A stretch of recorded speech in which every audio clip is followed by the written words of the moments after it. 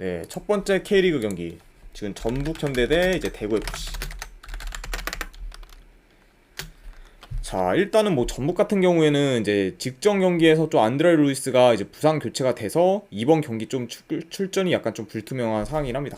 그러다 보니까 지금 직전 경기 안드레 루이스가 부상 교체가 돼서 지금 이번 경기 출전이 불투명한 상황. 그쵸. 여기는 전북.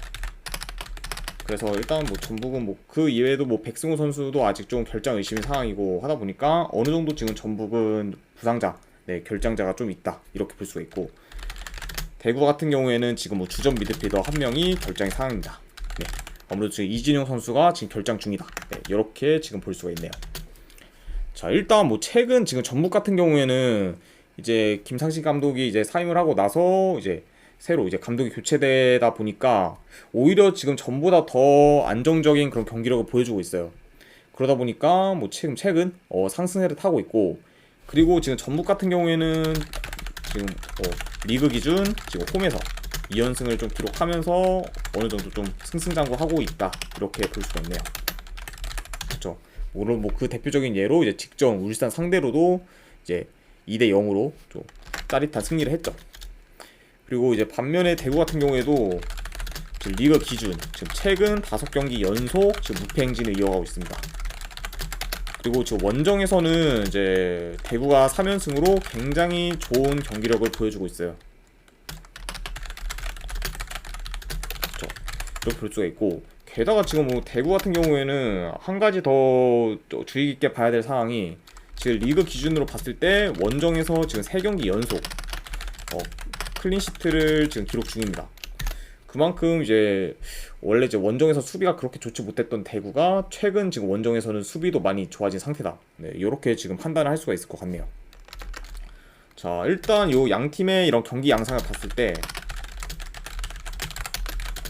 그러니까 볼 점유율 자체는 지금 전북이 더 높을 것으로 보여요. 왜냐하면 대구가 이제 볼 점유율 위주로 이제 플레이하는 그런 스타일이 아니기 때문에 그러다 보니까 대구는 좀 점유율이 낮은 대신에 그 대신 이제 세징야를 중심으로 해서 굉장히 좀 빠른 역습이나 아니면은 공격 전개를 해나가기 때문에 좀 더 공격 기회 자체는 이제 전북보다는 좀 대구가 더 많이 만들 가능성이 있어 보입니다. 그러다 보니까 지금 대구가 이렇게 좋은 성적을 낼 수가 있는 게, 뭐 수비도 수비긴 한데 이제 세징야가 이제 중심으로 해서 계속 이제 빠른 공격 전개, 역습 이런 게 굉장히 지금 좀 잘 맞아 떨어지다 보니까 공격에서도 굉장히 지금 날카로움이 큰 편이에요. 그러다 보니까 아무래도 이제 상대가 좀 실수 한번 하면은 이제 대구는 바로 이제 그냥 빠르게 치고 올라오다 보니까 상대 입장에서는 좀 수비하기가 많이 지금 까다롭다 이렇게 볼 수가 있어요. 그러다 보니까 지금 현재 뭐 대구의 폼 이런 것까지 다 고려를 했을 때 배당 대비 지금 뭐 전북 승이 그렇게까지 메리트가 있어 보이진 않은 것 같네요. 저 같은 경우에.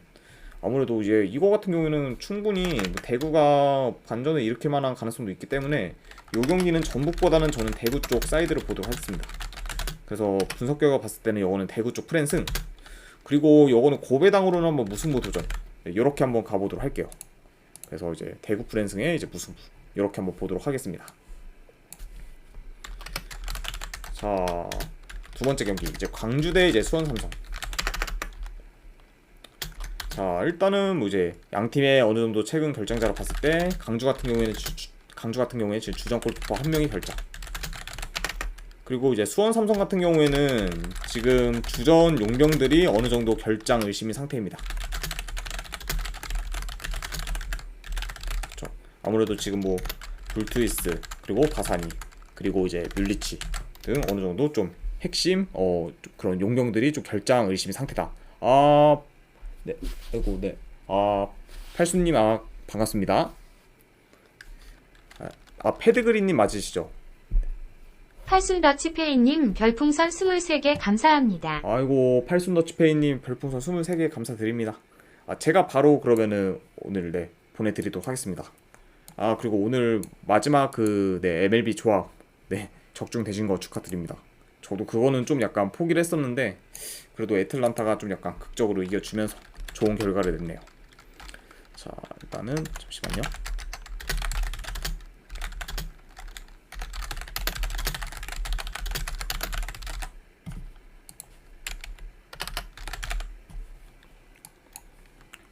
아, 네. 팔수님, 제가 이제 그 조합본 쪽지로 보내드렸으니까 한번 보관함 확인해 보시고, 보관함에 만약에 없으시면은 스팸함까지 확인해 보시는 거를 권유드립니다. 23개 후원 감사드립니다. 네. 자, 바로 이제 계속 이어가면은 네, 팔수님도 좋은 하루 되세요. 네, 후원 다시 한번 감사드립니다. 자, 그러다 보니까 지금 최근 뭐 수원 삼성 같은 경우에는 용병 없이 좀 경기를 진행하는 경우가 굉장히 많아요. 그러다 보니까 좀 전력적으로 많이 밀리다 보니 결과도 지금 썩 좋지 못한 그런 상태를 보이고 있습니다. 자, 일단 광주 같은 경우에는 지금 최근 3연승으로 공격력이 좀 많이 폭발하는 상태로 지금 득점 사이클이 살아나기 시작했지만 지금 주전 골키퍼 이제 김경민 선수가 이제 결정이기 때문에 수비에서 지금 불안한 모습을 보이고 있어요. 그러다 보니까 이제 광주 같은 경우 지금 직전 포항전에서는 후보 골키퍼가 선발로 나섰는데 이전보다 좀 광주 수비가 좀 많이 불안정했어요. 그러다 보니까 결과적으로 이겼긴 이겼지만 포항한테 좀 이 실점을 좀 헌납을 했습니다. 그러다 보니까 좀 전체적으로 이제 주전 골키퍼가 있을 때보다는 수비가 많이 불안정한 상태다, 이렇게 볼 수가 있고, 그쵸. 반면에 뭐 지금 수원 삼성 같은 경우에는 주전 용병들의 부재로 전력이 많이 약화된 상태고, 그리고 지금 리그 기준으로 3연패 기록 중이면서 지금 하락세를 타고 있습니다. 그러다 보니까 지금 현재 뭐 광주랑 수원 삼성을 봤을 때는 확실히 좀 강주가 많이 유리하긴 한데, 그래도 약간 좀 여기서 한 가지 고려할 점이라고 하면은 광주가 지금 홈에서 수원을 이긴 적이 10년이 넘도록 없었다. 네, 요런 약간 좀 상대 전적 기록은 좀 어느 정도 염두를 해둬야 되지 않나 저는 생각이 들어요. 하지만 그럼에도 불구하고 지금 현재 경기력 차이가 너무 많이 나기 때문에 요 경기는 저는 좀 강주 쪽 승을 보고, 그리고 요거는 고배당으로 한번 hen무 도전, 그리고 2.5 기준으로 오바, 이렇게 한번 보도록 하겠습니다.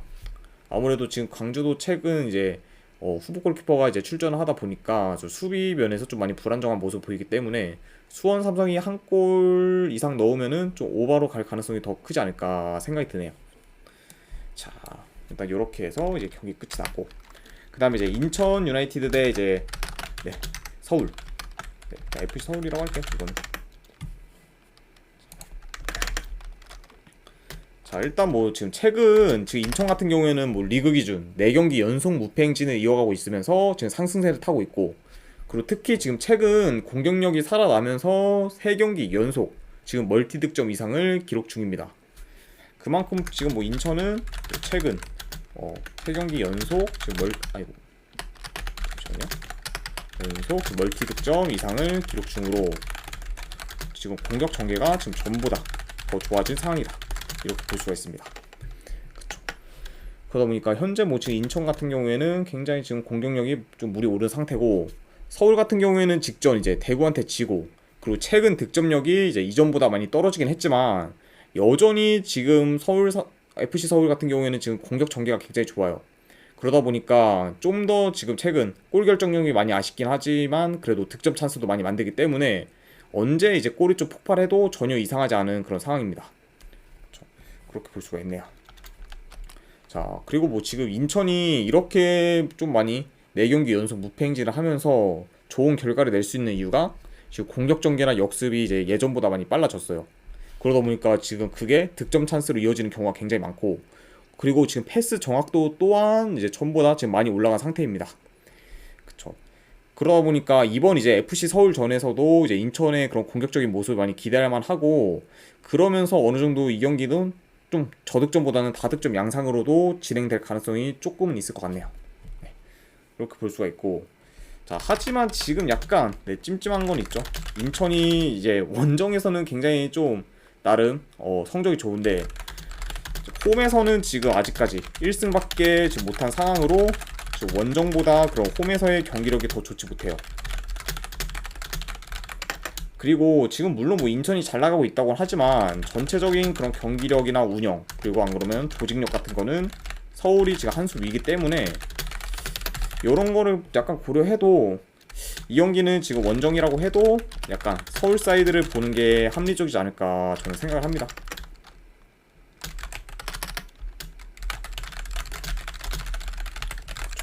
그래서 뭐 이거 같은 경우에는 분석 결과 봤을 때는 저는 FC 서울 쪽 승, 그리고 고배당으로는 이거 햄무, 그리고 이것도 2.5 기준으로 오바, 네, 이렇게 한번 보도록 할게요. 그쵸. 물론 뭐 지금 인천이 굉장히 좀 잘 나가고 있긴 하지만 그래도 이게 인천 사이드를 약간 보기는 좀 애매하지 않을까 생각을 해서 요거는 아싸리 그냥 고배당 도전 경기가 조금 더 낫지 않을까 생각을 하네요. 자, 이렇게 해서 이제 인천 대 이제 FC 서울까지 완료가 됐고, 그 다음에 이제 강원 FC 대 이제 네, 대전. 근데 뭐 FC 이건 다 뺐으니까 강원 대 대전. 네, 이렇게 하도록 할게요. 자, 강원 FC 대 이제 대전 하나 시티즌 경기. 일단 지금 강원 같은 경우에는 네, 큰 결장전 없는 상황입니다. 그리고 이제 반면에 대전 같은 경우에는 지금 주전 수비수들이 지금 어느 정도 결장 및 지금 결장 의심인 상황이라고 볼 수가 있네요. 자, 일단 뭐 대전 같은 경우에는 지금 조유민 선수가 결장이고, 그리고 안톤이나 이제 서영재 등 주축 수비진들이 좀 결장 의심인 상태다. 네, 이렇게 지금 볼 수가 있습니다. 자, 일단은 지금 강원과 대전 양 팀 다 지금 전체적으로 분위기가 많이 안 좋아요.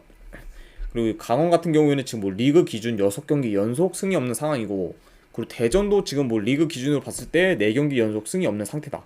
이렇게 보니까 지금 양 팀 다 이제 하락세라고 지금 볼 수가 있고, 특히 뭐 지금 대전 같은 경우에는 최근 뭐 3경기 10실점으로 수비가 지금 매우 불안정합니다. 그렇죠. 그러다 보니까 지금 뭐 득점력이 아무리 좀 좋아도 대전 같은 대전은 지금 좋은 결과를 좀 많이 못 내고 있는 상황이죠. 네, 이렇게 볼 수가 있고, 그리고 이제 강원 같은 경우에는 지금 홈에서 평균적으로 이제 수비가 많이 좋은 편이긴 하지만 공격 전개가 지금 굉장히 많이 안 좋고, 특히 지금 홈에서는 리그 기준 3경기 연속 득점이 없을 정도로 답답한 공격력을 보이고 있습니다. 그러다 보니까 지금 일단 뭐 강원 같은 경우에는 홈에서 지금 승패는 뭐 이제 뒤로 하고 지금 득점을 할 수 있냐 없냐 그거부터가 먼저 좀 약간 고려해야 될 상황이다. 네, 그 정도로 지금 강원의 그런 홈 공격력은 대단히 좀 많이 안 좋다. 이렇게 볼 수가 있네요. 그래서 이 경기는 일단 어떤 식으로 저는 접근을 하냐. 자, 대전이 물론 지금 수비가 많이 안 좋긴 해요. 자, 하지만 이게 대전이 그런 수비의 그런 단점이 공격이 많이 안 좋은 강원 상대로는 그렇게까지 단점으로 크게 부각되지 않을 수가 있을 것 같아요. 그리고 오히려 지금 네, 공격 전개나 그러면은 득점력이 많이 좋은 그런 대전이 현 상황에서 약간 더 좋은 결과를 좀 낼 수 있는 가능성이 좀 더 있지 않을까 저는 생각을 합니다. 좀 네, 생각합니다. 그렇죠. 아무래도 일단 뭐 지금 강원이 정배를 받은 상황에서는 그러면은 강원이 득점을 해서 이제 승리를 해야 되는데, 현재 지금 강원의 그런 공격력 및 공격 전개를 봤을 때는 대전이 수비가 안 좋다고 해도 기대가 되는 부분이 전혀 없고, 그러다 보니까 이 경기는 그냥 분석 결과 봤을 때는 대전 쪽 사이드를 보는 게 더 낫지 않을까 생각을 해요. 그래서 대전 쪽 프랜승을 보고 이것도 한번 고배당으로는 한번 무승부 도전. 왜냐면 지금 대전도 최근 뭐 5경기 연속 계속 승이 없기 때문에 그런 부진한 상황을 감안하면은 만약에 고배당으로 도전할 거면은 한번 무승부 도전도 네, 괜찮지 않을까 네, 조심스럽게 예상을 해봅니다. 자, 이렇게까지 해서 이제 K리그 경기는 전부 다 끝이 났고, 자, 그리고 이제 마지막 유로파 컨퍼런스 결승전 피오렌티나 대 이제 웨스트햄. 자, 이 경기 한번 진행을 해보도록 하겠습니다. 자, 일단 뭐 이번 경기 같은 경우에 양 팀 다 결장자 없이 풀 라인업으로 나올 수 있는 상태입니다. 그렇죠. 그러다 보니까 아무래도 결장자 누수로 인해서 불이익을 받는 팀은 없다. 이렇게 볼 수가 있고, 일단은 경기 양상을 봤을 때 웨스트햄이 좀 볼 점유율이 굉장히 좀 낮기 때문에 전체적으로 좀 볼 점유율 위주로 이제 플레이를 하는 피오렌티나가 점유율을 높게 가져갈 것으로 보이고,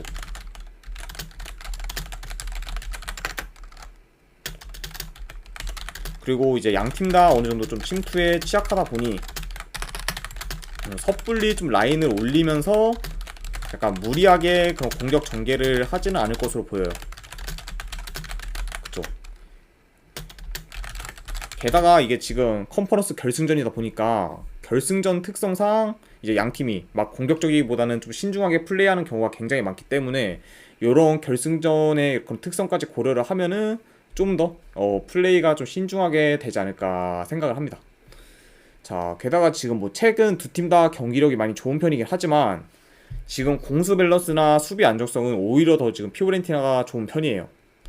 그러다 보니까 이게 라운드가 이제 대회 같은 거에서 라운드가 이제 올라가면 갈수록 공격이 좋은 팀보다는 이제 수비가 좋은 팀들이 더 빛을 발하는 경우가 많기 때문에 좀 수비가 더 좋은 팀이 결과를 좋게 가져가는 경우를 약간 고려를 하면은 이런 면을 약간 고려했을 때는 지금의 웨스트햄보다는 그래도 좀 더 대회 경험이 많고 수비가 좋은 피오렌티나가 좀 더 우세한 경기를 하지 않을까 생각을 하네요. 예. 그래서 이 경기 같은 경우에는 저는 분석 결과 봤을 때 피오렌티나 쪽 요거는 프렌스 볼게요. 아이고, 말이 꼬였네요. 죄송합니다. 피오렌티나 쪽 프렌스, 그리고 고배당으로는 무승부 도전, 그리고 2.5 기준은 언더. 네. 이렇게 한번 보도록 하겠습니다. 피오렌티나 프렌승의 무승부의 2.5 기준 언더. 자, 이렇게 한번 보도록 하고, 자, 이렇게까지 해서 이제 오늘 분석은 전부 다 끝이 났습니다. 네. 자, 분석이 괜찮다 생각되시는 분들은 추천이나 즐겨찾기 한 번씩 눌러주시면 감사드리고, 궁금하신 사항이 있으시면은 채팅창으로 질문 주시면은 답변해드리도록 하겠습니다. 자, 이렇게 해서 오늘 분석은 전부 마무리하도록 하겠습니다. 네, 끝까지 봐주신 분들, 네, 대단히 감사드립니다. 네, 감사합니다.